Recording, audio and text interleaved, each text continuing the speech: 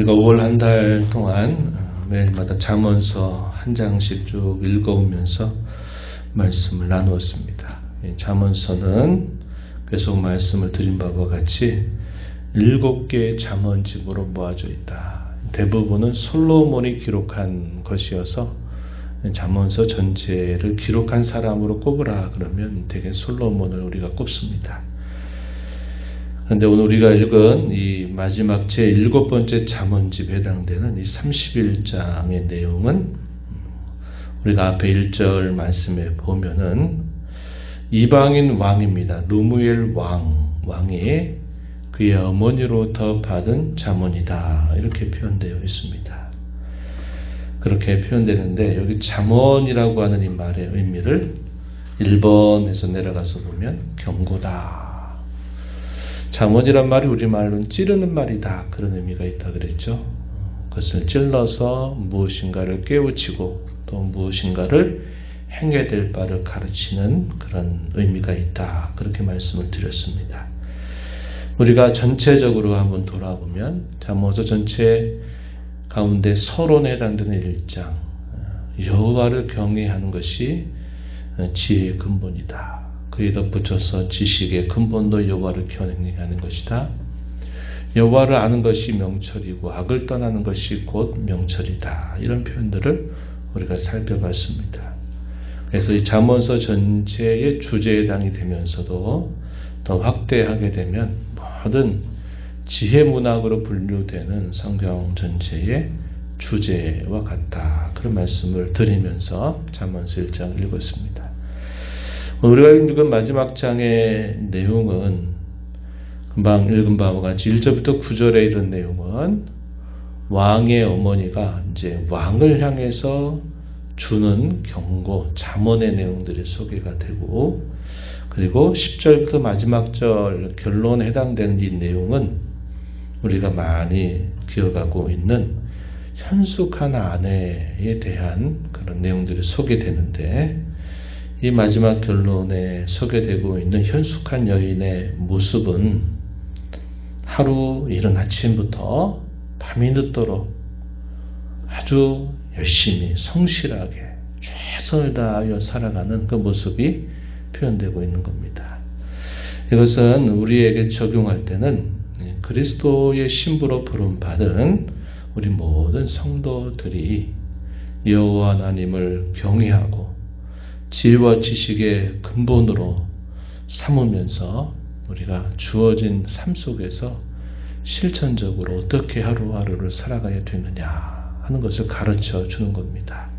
그래서 하나님을 경외하는 것은 단순히 정적인 것만 아니라 결국은 하나님을 경외하는 것은 우리의 삶의 구체적인 모든 일들 속에서 주어진 하루를 최선을 다하여 성실하게 살아가는 것으로 나타나야 된다. 이렇게 우리가 잠언서 전체를 우리가 정리해 볼 수 있겠습니다.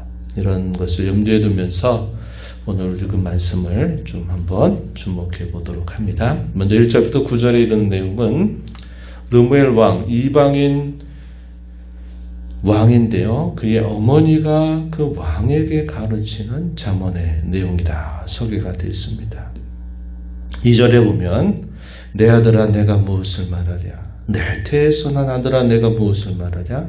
서운대로 얻은 아들아 내가 무엇을 말하랴. 아주 그 아들을 얻은 것이 아주 귀하게 얻었다 하는 사실을 표현해 주고 있는 거죠. 그러면서 그 아들을 향해서 잠언을 이제 베풀어 갑니다. 첫 번째 이야기하는 것 3절에 보면 내 힘을 여자들에게 쓰지 말며 왕들을 멸망시키는 일을 행하지 말지어다. 우리가 이 잠언서 전체의 내용들을 거의 기록했다라고 보는 이 솔로몬 얼마나 많은 여인들을 그의 곁에 두었는지 우리가 알게 됩니다. 고대 세계에 많은 여인을 뒀다 하는 것은 그의 힘과 권력을 나타내는 아주 중요한 하나의 방편이 됩니다. 솔로몬의 아들이었던 르호보암도 아버지를 많이 닮아요. 그래가지고 여인들을 많이 둡니다. 그런데 그것이 결국은 왕이 허탄한데 자기의 힘을 쏟는 꼴이 되고 마는 겁니다.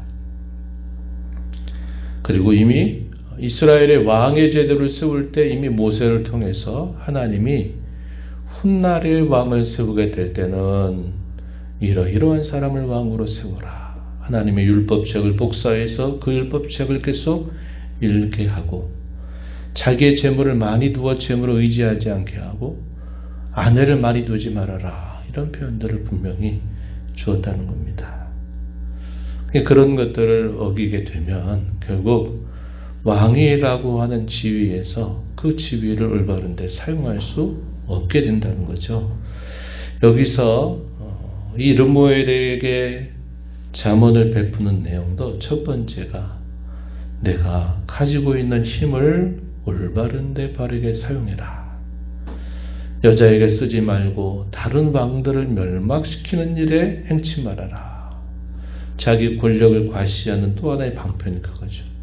많은 주변에 있는 나라들을 다 쳐가지고 다 자기에게 복속시키고 무조건 섬기게 하는 일들을 잘하면 그게 왕의 권력을 상징하는 하나의 표현이지만 전쟁을 일으켜서 멸망을 계속 시키는 것을 하나의 과업으로 삼게 되면 어떤 일이 생길까요?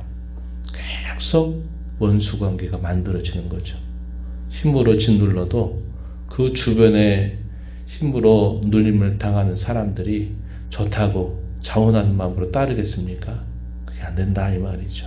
그래서 그런데 힘을 사용하지 말아라. 이것을 분명하게 말하죠.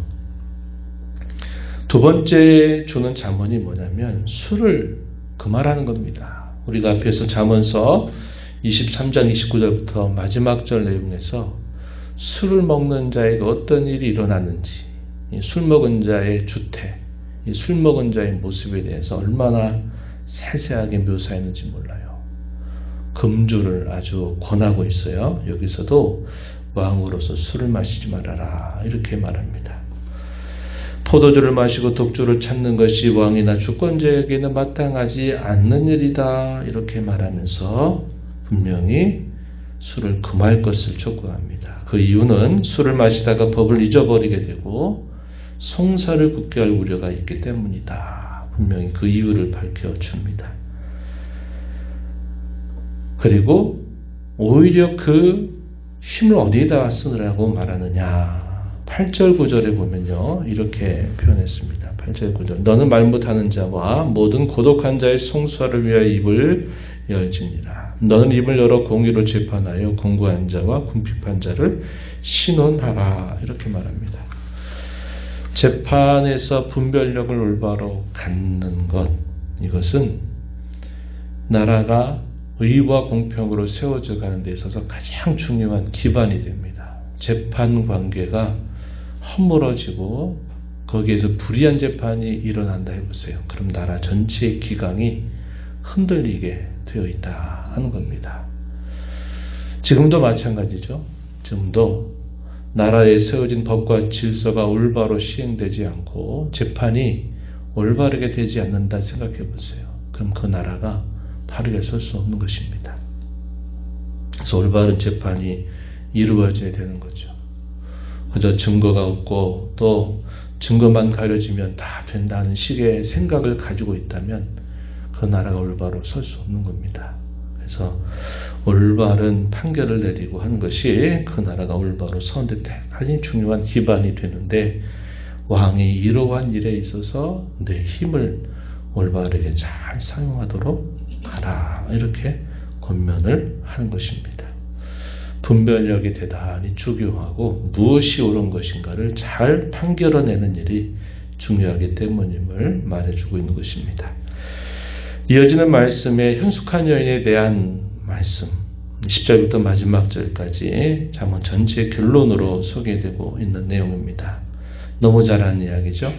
현숙한 여인의 가치는 그 값이 진주보다 더하다 말하면서 그 여인의 자세, 남편에 대하여 또 그의 가정에 대하여 주변에 사는 이웃에 대하여 행하는 모습들을 쭉 소개합니다.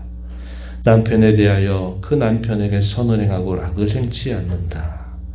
가정에서는 부지런히 손으로 일하고 먼 데서 양식을 가져오고 밤이 새기 전에 일어나서 밭을 살펴보고 또 포도원을 일구고 힘있게 허리를 묶어서 그 발을 강하게 하고 밤에는 등불을 끄지 않고 손으로는 손뭉치를 들고 손가락으로 가락을 잡는다.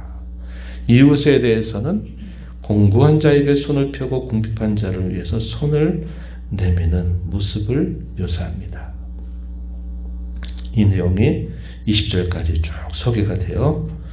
그 결과 어떻게 되느냐? 외적으로는 여유와 안정을 얻게 된다 소개하고 남편의 지위는 높아지고 또 먹을거리는 귀하게 여겨집니다. 능력과 존귀를 옷으로 삼게 되고요. 내적으로는 지혜를 베풀고 또 인애의 법을 말하고 자식들은 그 어머니에 대해서 감사하고 남편은 그 아내를 칭찬하게 된다. 이렇게 말합니다. 그러면서 그 결론에 30절, 31절 거기 보시면 이렇게 말하죠. 고운 것도 거짓되고 아름다운 것도 헛되나 오직 여호와를 경외하는 여자는 칭찬을 받을 것이라. 그 손의 열매가 그에게로 돌아갈 것이고 그 행한 일로 말미암아 성문에서 칭찬을 받을 것이다. 이렇게 말합니다. 여호와를 경외하는 여인에게 주어지게 될 복에 대하여 소개를 해주고 있다 하는 겁니다. 우리가 가정의 달을 맞아서 또 이 말씀을 가지고 또 우리가 많이 교훈을 받기도 합니다.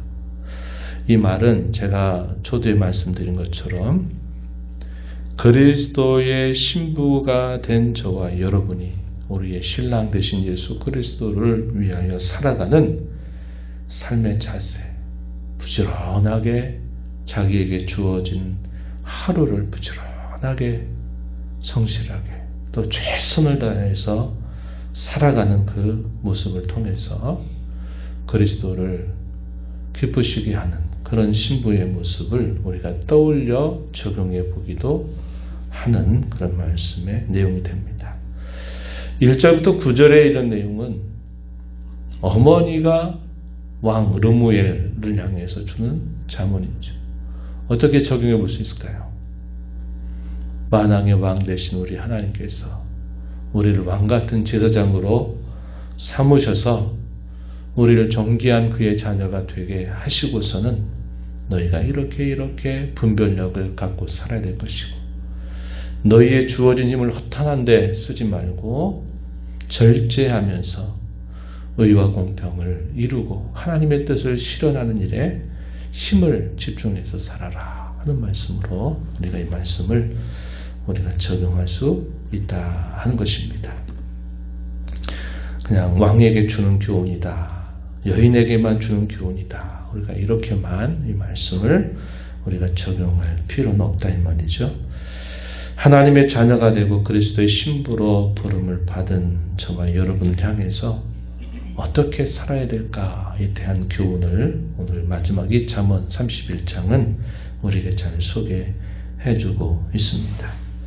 여호와를 경외하는 것은 모든 일의 시작이고 지혜와 지식의 시작이면서 그것은 단순히 거기에만 머무르는 것이 아니라 실천적인 삶 속에서 부지런히 성실하게 살아가는 삶을 포함하고 있다 하는 것을 우리가 마음에 기억하면서 우리에게 주어진 모든 기회를 우리를 존귀케 하신 하나님의 은혜를 감사하면서 그의 왕같은 제사장으로 또 그의 신부된 자들로 세우신 은혜를 감사하면서 절제와 분별력을 갖고 우리에게 주어진 모든 힘을 올바른 일에 집중해서 잘 사용하고 또 하루하루 주어진 모든 삶 우리에게 주어진 소중한 기회를 여겨서 성실하게 하나님의 뜻을 행하고 부지런히 그분을 위하여 살아가는 저와 여러분이 되어야 하겠습니다. 이런 하나님의 은혜를 구하면서 이 하루 남은 삶 그렇게 살아가도록 하나님 도와주십시오. 기도하면서 힘써 나가게 되기를 바랍니다. 하나님 아버지 감사합니다. 지난 한 달 동안 저희가 잠언서 말씀을 쭉 하루하루 읽으면서 또 저희의 가정과 저희 자신과 또 교회를 돌아보며 또 한 달을 달려오게 하심을 감사합니다. 여호와를 경외하는 것이 지혜와 지식의 근본이고 그 여호와 하나님을 알고 학을 떠나는 것이 명철임을 저에게 가르쳐 주시고 하나님을 경외하는 삶이야말로 우리 인생에 가장 소중하고 가치 있는 삶임을 깨우쳐 주시고 여호와를 경외하는 삶이 저희들의 삶의 구체적인 현장 속에서 최선을 다하여 성실하게 행하며 살아야 될 것을 결론으로 저에게 말씀하여 주셨습니다. 무엇보다도 왕같은 존귀한 하나님의 자녀로 삼아주신 은혜를 기억하고 그리스도의 신부로 단장하며 살아야 될 저희들의 삶인 줄 알게 하셔서 저희에게 주어진 모든 삶을 허탄하고 허망한 것에 허비하지 않도록 늘 붙들어 주시고 잘 절제하며 분별력을 가지고 하나님의 뜻을 행하는 것을 기쁨으로 여기고 주어진 하루하루의 삶을 최선을 다하여 살아가는 저희가 되도록 도와주시옵소서. 은혜의 보호자 변화와서 아버지 은혜를 구하는 모든 심령들의 간구를 귀기로 주시고 응답해 주시기를 바라며 예수님 이름으로 기도하옵나이다. 아멘.